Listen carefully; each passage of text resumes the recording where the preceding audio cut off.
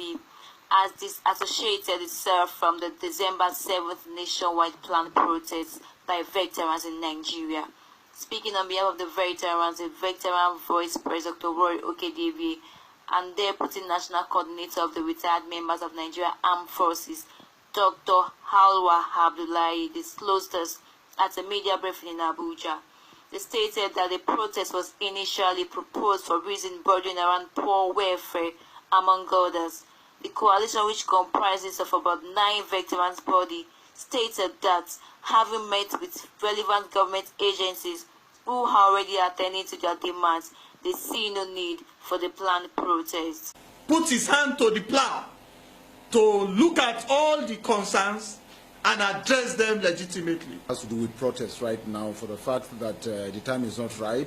Like he said, there's a committee. That committee has already worked, submitted its reports, and that report is being looked upon. There's going to be all the recommendations have been accepted by the Honourable Minister, making also presentation to the President and Commander-in-Chief, who is also a veteran like us, who is very, very concerned about our plight and is very willing to also see to it that whatever is our request, whatever is our demand will be reached.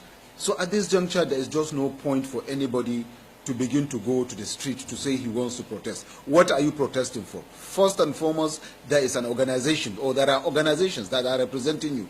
Those organizations speak and think and act on your behalf. Ambassador Roy here just mentioned we were supposed to go on strike, a nationwide protest, but for the fact that we have been listened to, we don't need to do that. That is number one. Number two, just recently, having heard the complaints we forwarded to the Chairman Military Pension Board, to the Minister of Defense and the Office of the Chief of Defense Staff, he was directed to call and find out and also brief these bodies further on the activities of the board so far and how far the board have gone, and when we are even expecting to be carried along in terms of all activities, payments, and what have you. Like we know, there are 2 major issues of concern here. There is issue of debarment. A committee has worked on it. The issue of minimum wage is part of the job of that committee. And just recently, we were informed that the chairman reached out to the Chief of Defense Staff, and the Chief of Defense Staff has given the go-ahead that he should meet up with the Chairman Wages and Income